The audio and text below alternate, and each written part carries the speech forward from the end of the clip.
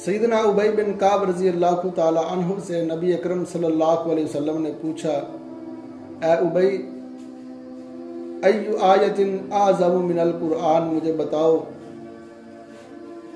कुरान पाक की सबसे अजीम आयत कौन सी है। सैयदना उबई रजी अल्लाह ताला अन्हु ने फरमाया, अल्लाह व रसूलुहु आलम, अल्लाह और उसका रसूल बेहतर जानता है। आपने फिर सवाल किया, ए उबई, अय्यु आयतिन आज़मु मिनल कुरान, कुरान पाक की सबसे अजीम आयत कौन सी है। तो सैयदना उबई रजी अल्लाह ताला अन्हु ने फिर यही जवाब दिया, अल्लाह व रसूलुहु आलम, अल्लाह जानता है या उसका रसूल जिस पर वही उतरती है। तो नबी पाक सल्लल्लाहु अलैहि वसल्लम ने तीसरी मर्तबा फिर पूछा, अय्यु आयतिन आज़मु मिनल कुरान। सैयदना उबई रजी अल्लाह ताला अन्हु ने जब देखा नबी पाक सल्लल्लाहु अलैहि वसल्लम मुझसे पूछ कर ही रहेंगे, तो फिर उन्होंने अपने इल्म के मुताबिक, अपने तजर्बे के मुताबिक बताया, अल्लाह के हबीब, कुरान पाक की सबसे अजीम आयत वो आयतुल कुर्सी है। नबी पाक सल्लल्लाहु अलैहि वसल्लम बड़े खुश हुए। आपने फरमाया, लियुहन्निकल इल्म, तुझे तुम्हारा इल्म मुबारक हो।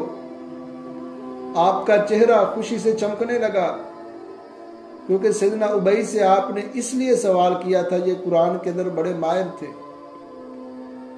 कुरान के अंदर इतने माहिर थे कि अल्लाह रब्बुल इज्जत मेरे महबूब पैगंबर को हुक्म देता था, जाओ उबई हमारी उम्मत का कारी है, तो आप जाकर उसको कुरान सुनाए। तो नबी पाक सल्लल्लाहु अलैहि वसल्लम ने जब उनसे सवाल किया तो उन्होंने जवाब दिया, आप बड़े खुश हुए। तो कुरान पाक की सबसे अजीम आयत वो आयतुल कुर्सी है, जिसका बड़ा मुकाम है, अजमत। अजीम कैसे है? ये हुजम के लिहाज से नहीं, हुजम के लिहाज से और भी कई इससे बड़ी आयत है। जिस तरह एक आयत तकरीबन 15-16 लाइनें की बनती है, इस तरह मेरे भाइयों इस आयत की बड़ी अजमत है। इसको इतनी अजमत क्यों मिली, इतना मुकाम क्यों मिला? इसके अंदर अल्लाह रब्बुल इज्जत ने 10 जगह अपनी सिफात का तज़किरा किया है। 10 जगह अपनी तौहीद की सिफात का तज़किरा किया है। तौहीद कितना वसी मौजू है, इस वजह से इसको इतनी अजमत मिली। और 16 मरतबा अल्लाह रब्बुल इज्जत का इस एक आयत के अंदर नाम आया है, कुछ जाहिर की शक्ल के अंदर, कुछ ज़वाहिर की शक्ल के अंदर। इसकी कितनी फजीलत है, कितनी अजमत है सिर्फ एक आयत की। मुहद्दिसीन याहया बिन मुईन रहमहुल्लाह, ये रईसुल मुहद्दिसीन इमाम बुखारी के उस्ताद हैं, वो फरमाते हैं मैं जब घर के अंदर दाखिल होता था तो इस एक आयत को, आयतुल कुर्सी को 5 मरतबा पढ़ता था। इसका विरद 5 मरतबा करता था। जब मैंने देखा कि ये कम है, शैतान के वसवसे मुझे पढ़ सकते हैं, तो मैंने इसका विरद 50 से 60 मरतबा कर दिया। एक मुहद्दिस वो इसका विरद 313 मरतबा किया करते थे।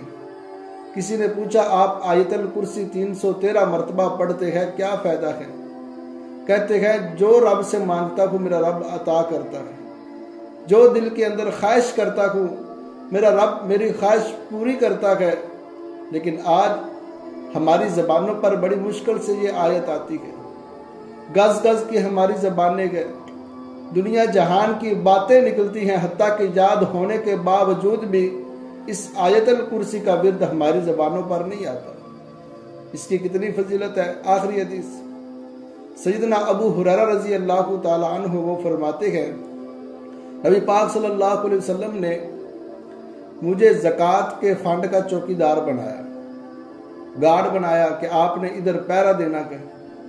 फरमाते हैं एक रात मैं पहरा दे रहा था, क्या देखा एक आदमी ज़कात के फंड की खजूरों में से चोरी कर रहा था। मैंने उसको पकड़ लिया, मिन्नते करने लगा, समाजते करने लगा। अबू हुरैरा एक मरतबा छोड़ दे, फिर नहीं करता।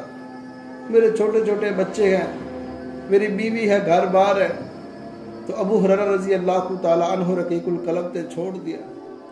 जब सुबह हुई, नबी पाक सल्लल्लाहु अलैहि वसल्लम ने पूछा, ऐ अबू हुरैरा रात को फिर क्या मामला बना? का अल्लाह के अभी मिन्नते करने लगा, तरले करने लगा, समाजते करने लगा, मैंने छोड़ दिया। कहा आज वो फिर आएगा। दूसरे दिन अबू हुरैरा रजी अल्लाह ताला अन्हु चुकन्ना होकर गए, होशियार होकर कि अल्लाह के नबी ने फरमाया है तो वो आएगा। दूसरे दिन फिर वो आया। फिर अबू हुरैरा रजी अल्लाह ताला अन्हु ने पकड़ दिया। जब पकड़ा तो फिर कहता है एक बार छोड़ दो, दोबारा ऐसा नहीं करता। मिन्नते करने लगा, तरले करने लगा। तो सैयदना अबू हुरैरा रजी अल्लाह ताला अन्हु रकीकुल कलब थे, फिर बातों के अंदर आ गए, फिर छोड़ दिया। दूसरे दिन जब नबी पाक सल्लल्लाहु अलैहि वसल्लम ने सुबह अबू हुरैरा रजी अल्लाह ताला अन्हु से पूछा, ऐ अबू हुरैरा रात वाले कैदी का क्या बना जिसको तुमने बांध दिया था, जो चोरी करने आया था? कहा हुजूर मिन्नतें इतनी करने लगा, तरले ही इतने करने लगा कि मैंने उसको फिर छोड़ दिया। नबी पाक सल्लल्लाहु अलैहि वसल्लम ने फरमाया आज वो फिर आएगा। तीसरे दिन वो फिर आया। सैयदना अबू हुरैरा रजी अल्लाह ताला अन्हु ने उसको पकड़ा और बांध दे, कहा आज नहीं मैं छोड़ूंगा। उसने बड़ी मिन्नतें की, बड़े समाजते की, तरले किए, कहा नहीं आज मैं नहीं छोड़ूंगा, जो मर्जी कर ले।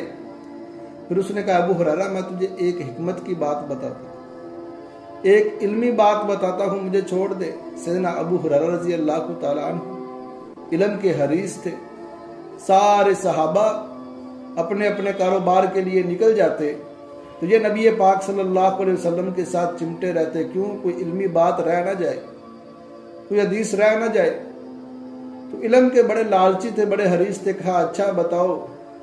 कहा ऐ अबू हुरैरा जब तू अपने बिस्तर पर आए तो इस आयतल कुर्सी को एक दफा पढ़ लिया करो। जब तू इसका विरुद्ध करेगा तो इसको पढ़ेगा तो इसका एक तो फायदा ये है कि अल्लाह रब्बुल इज्जत की तरफ से एक मुहाफिज तुम्हारे ऊपर उतरेगा, एक बॉडीगार्ड, एक चौकीदार, वो सारी रात तुम्हारी हिफाजत करेगा। दुनिया के बॉडीगार्ड, दुनिया के मुहाफिजों और चौकीदारों की मौजूदगी के अंदर कई बड़े बड़े हलाक हो जाते हैं।